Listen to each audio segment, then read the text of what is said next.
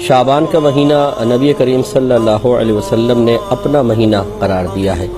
ارشاد فرمایا رجب اللہ تعالیٰ کا مہینہ ہے، شعبان میرا مہینہ ہے اور رمضان میری امت کا مہینہ ہے۔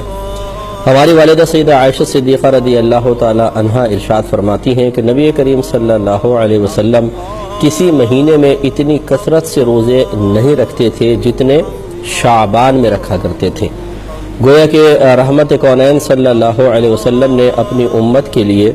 ایک بہترین لائے عمل مرتب فرمایا ہے، ایک سنت چھوڑی ہے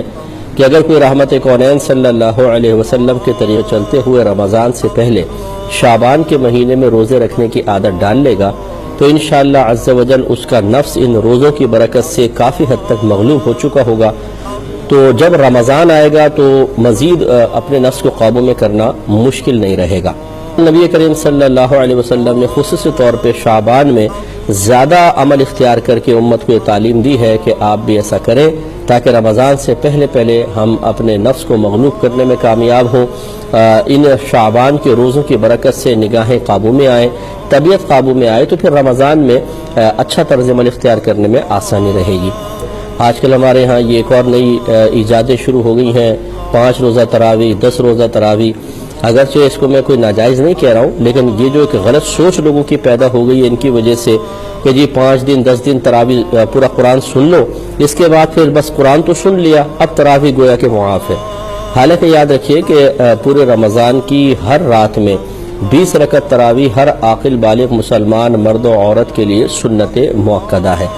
ہاں، اس میں ایک قرآن اگر جماعت کے اہتمام کے ساتھ ہو تو ایک قرآن کا ختم سنت کریمہ ہے، بلکہ اس کو بھی فقہاء نے سنت مؤکدہ لکھا ہے۔ تو لہٰذا اگر کسی نے 10 روز میں قرآن پاک سن بھی لیا تو ایک سنت ادا ہوئی نا، پھر رمضان کی جو تمام راتوں میں تراویح 20 رکعت پڑھنے کی سنت تھی وہ کون پوری کرے گا؟ تو یہ چیزیں ہمارے ہاں کچھ ہو گئی ہیں جس کی جو مناسب نہیں ہے۔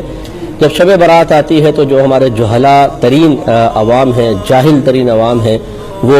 مطلب اپنے بچوں کو پیسے دے دیتے ہیں اور وہ پٹاخے پھوڑتے ہیں اور سمجھتے ہیں کہ شاید شعبان پٹاخوں کا مہینہ ہے، خصوصاً شب برات میں خوب پٹاخے پھوڑے جائیں۔ یہ بدعت سیئہ ہے، یاد رکھیں، پٹاخے پھوڑنا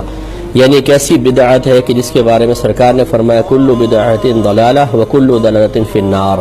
تو چونکہ یہ ہمارے نبی کے کوئی طریقہ نہیں ہے، نہ سنت ہے، نہ یہ کوئی شعبان کی راتوں میں پٹاخے پھوڑنا کوئی طریقہ مسلمانوں کا طریقہ ہے، انتہائی اذیت ناک طریقہ ہے۔